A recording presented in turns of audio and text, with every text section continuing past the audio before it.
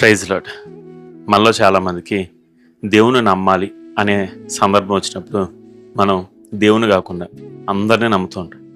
ఇదిగో దాన్ని బట్టి మొదట మనం చేయాల్సిన అన్ని ప్రయత్నాలు చేసి చివరిగా దేవుడి దగ్గరికి వస్తాం. ఒక్కోసారి మనం ఎంత లేటుగా దేవుడి దగ్గరికి వస్తామంటే మనం మనకున్న పరిస్థితి మొత్తాన్ని చేజార్చుకున్న తర్వాత దేవుని దగ్గరికి వస్తాం. అయితే ఈరోజు ప్రభు అంటున్నాడు, అలా కాదు, మీకు సమస్య ఉందా, నా దగ్గరికి రా, నేను చెప్పిన మాటకి ఒబేవ్, అప్పుడు నువ్వు ఫలితాలను చూస్తావు. ఇది ఈ మాట మీకు బాగా అర్థంగా అంటే మీకు వచ్చిన విషయం చెప్తాను. 1999 సంవత్సరంలో అమెరికాకి 35th ప్రెసిడెంట్ అయిన జాన్ కెనడీ గారు కుమారుడైన జూనియర్ కెనడీ తన భార్య తన చెల్లెలతో ఒక చిన్న ప్రైవేట్ జెట్లో లేదా ప్రైవేట్ ఫ్లైట్లో ఒక వివాహానికి హాజరవడానికి బయలుదేరాడు. ఇదిగో ఆయనకి లైసెన్స్ ఉంది పైలట్గా, ఆయన చక్కగా ఫ్లైట్ నడపాడు. అయితే అప్పటి వరకు తను ఇన్స్ట్రుమెంట్స్ ఉన్న ఫ్లైట్ని నడపలేదు.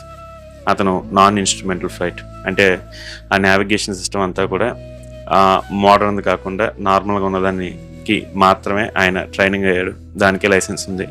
బట్ ఇప్పుడు తన దగ్గర ఉన్న ఫ్లైట్ మోడర్న్ ఫ్లైట్, దాన్ని నడపడానికి ఇంకా అతనికి అవగాహన లేదు. అయినా సరే ఆ ఫ్లైట్లో తన భార్యని చెల్లెల్ని పెట్టుకుని అతను వివాహానికి వెళ్ళడం మొదలుపెట్టాడు. అయితే వాళ్ళు బయలుదేరారు కానీ చివరి దాకా వెళ్ళలేకపోయారు.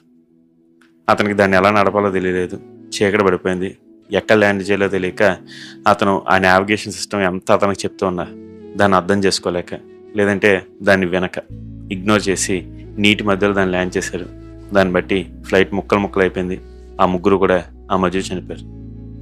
ఇదిగో ఆ తర్వాత దాని మీద ఇన్వెస్టిగేషన్ చేశాక తెలిసింది ఏంటంటే అతనికి ఆ ఇన్స్ట్రుమెంట్ కోసం లేదంటే ఆ ఎక్విప్డ్ మోడర్న్ ఫ్లైట్ గురించి తెలియదు.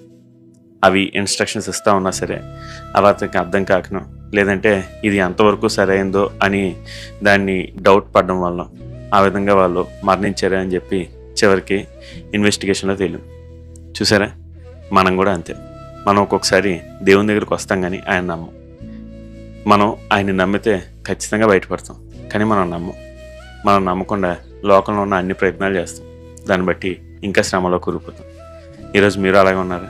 దేవుడి మాటలు నమ్మలేకుండా ఉన్నారా? అయితే దేవుడు చెప్తున్నాడు, మీరు నమ్మండి, నమ్మితే అద్భుతాలు చూస్తారు. మరి ఎందుకు ఈరోజు దేవుని నమ్మకూడదు? ఆలోచించండి.